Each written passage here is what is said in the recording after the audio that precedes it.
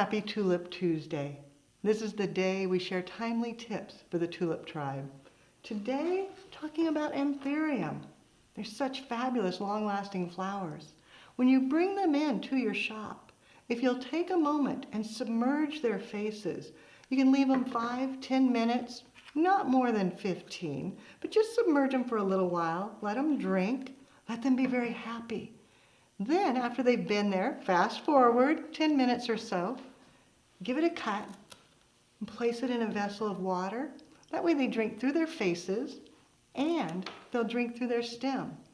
The last step, once you've hydrated them, is to spray them down well with Crowning Glory.